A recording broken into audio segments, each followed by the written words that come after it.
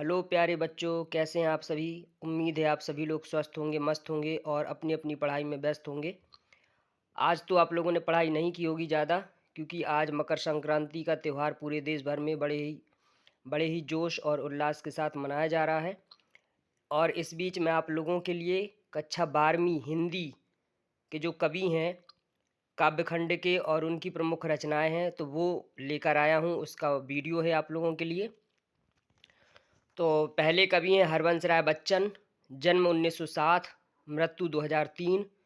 तो ट्रिक से सीखना है आपको इनकी रचनाएं।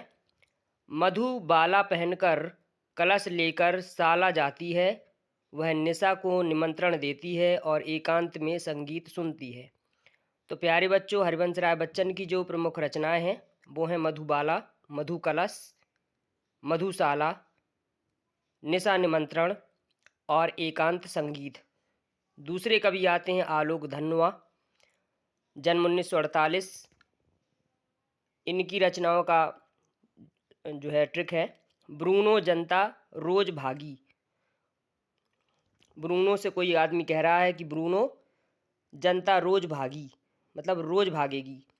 तो ब्रूनो से ब्रूनो की बेटियां, जनता से जनता का आदमी, रोज से दुनिया रोज बनती है और भागी से भागी हुई लड़कियां। तीसरे कवि हैं कुंवर नारायण, जन्म 1927, मृत्यु 2017। अपने सामने कोई दूसरा नहीं, इन दिनों चक्रव्यूह में हम तुम नहीं। तो इनकी रचनाएं हैं अपने सामने कोई दूसरा नहीं, इन दिनों चक्रव्यूह, परिवेश, हम तुम। अगले कवि हैं रघुवीर सहाय, जन्म 1929, मृत्यु 1990। सीढ़ियों पर धूप में आत्महत्या हंसो। तो रचनाएं हो जाएंगी सीढ़ियों पर धूप में, आत्महत्या के विरुद्ध, हंसो हंसो जल्दी हंसो। आप लोग भी जल्दी जल्दी हंसिए। अगले कवि हैं शमशेर बहादुर सिंह, जन्म 1911, मृत्यु 1993। इनकी रचनाओं का ट्रिक है कुछ कवि कुछ और कवि, इतने पास बात बोलेगी काल। तो कुछ कवि से कुछ कविताएं, कुछ और कवि से कुछ और कविताएं, इतने पास अपनी बात बोलेगी, इतने पास अपने और बात बोलेगी काल तुझसे होड़ है मेरी। इतने पास अपने बात बोलेगी काल तुझसे होड़ है मेरी।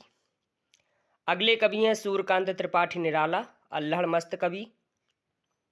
इनकी रचनाओं का जो ट्रिक है अनामिका, अणिमा, प्रभावती कुकुरमुत्ता के नए पत्ते तोड़कर बेला में रखती है।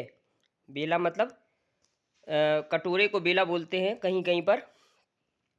वे बिल्लेसुर, बकरिया और चतुरी चमार के काले कारनामे जान चुकी हैं।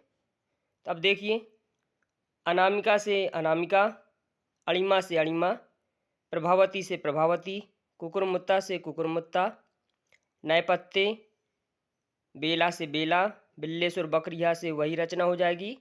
चतुरी चमार भी इनकी रचना है और काले कारनामे भी इनकी रचना है।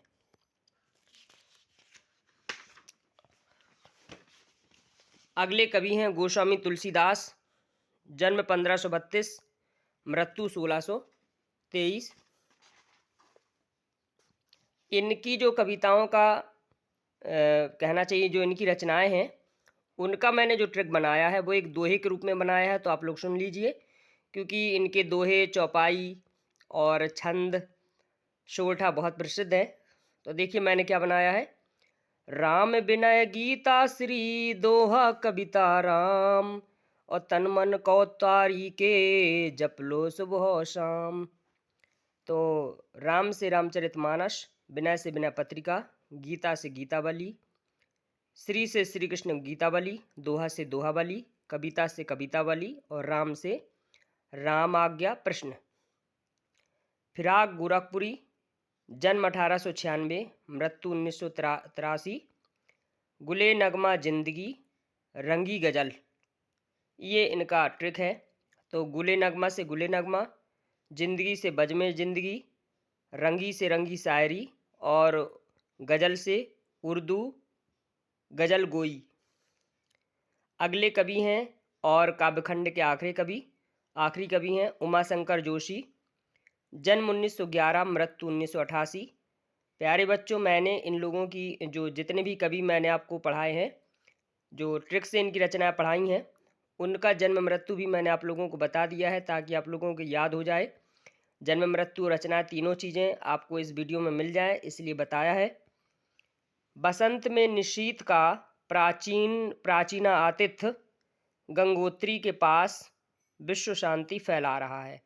तो प्रमुख रचनाएं हैं इनकी, तो बसंत वर्षा, निशीथ हो जाएगा, प्राचीना आतिथ्य हो जाएगा, गंगोत्री भी इनका काव्य इनकी रचना है और विश्व शांति भी इनकी रचना है।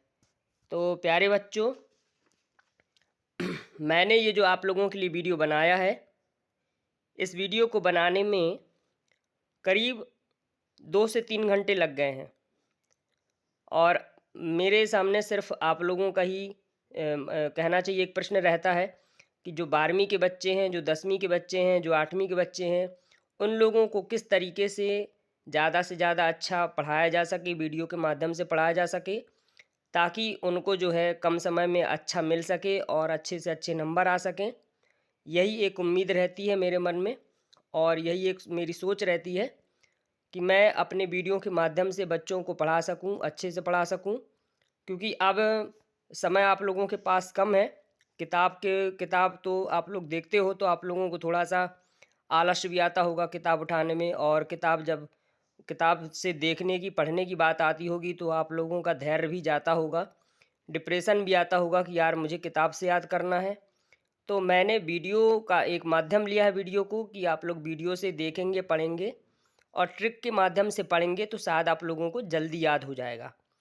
जो लोग बिना ट्रिक के याद करते हैं वो भी अच्छा है, लेकिन उन लोगों के लिए जो मैंने ये ट्रिक बनाई है, इस ट्रिक के माध्यम से अगर वो याद करेंगे तो उन्हें आसानी से याद हो जाएगा, क्योंकि 5-5 सब्जेक्ट रहते हैं और हिंदी पर आप लोग ये सोचकर छोड़ देते हैं हिंदी को कि हिंदी बहुत ही सरल विषय है।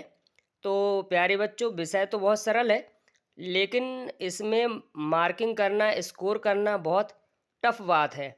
तो इसीलिए मैंने आप लोगों को पिछले वीडियो में मल्टीप्लाई चॉइस क्वेश्चन कहना चाहिए कि वैकल्पिक प्रश्न दिए हैं छांट कर, ताकि अगर आप उनका अध्ययन करेंगे तो आप 30 में से 30 ला सकते हैं। और ये जो रचनाएं दे रहा हूँ, इन रचनाओं को आप कहना चाहिए ट्रिक के माध्यम से पढ़ेंगे तो आप लोगों के इसमें भी 2 से 3 नंबर पक्के हो जाएंगे। तो उम्मीद है कि आप लोगों को ये वीडियो, मेरा ये बनाया हुआ वीडियो बेहद पसंद आया होगा और आप लोग जो है इस वीडियो में जो भी ट्रिक दी गई हैं उनको सीख करके इन कवियों की रचनाओं को याद कर सकते हैं। तो मिलते हैं फिर अगले वीडियो में। तो जय हिंद, जय भारत। पर प्लीज़ आप लोगों ने मेरा चैनल सब्सक्राइब कर लिया है तो अपने दोस्तों को, अपने रिश्तेदारों को, अपने भाई बंधुओं को भी सब्सक्राइब करवा दीजिए, क्योंकि अब आप लोगों को जो है प्री बोर्ड के पेपर, सैम्पल पेपर, जिससे ज़्यादा से ज़्यादा प्रश्न आ सकते हैं, फंसने वाले हैं, और एनुअल वार्षिक परीक्षा के लिए भी मैं आप लोगों के लिए पेपर 3-3 पेपर तैयार करने वाला हूं, जिससे आप लोग अच्छे अंक अर्जित कर पाएँ। तो प्लीज़ लाइक, सब्सक्राइब और कमेंट माय चैनल।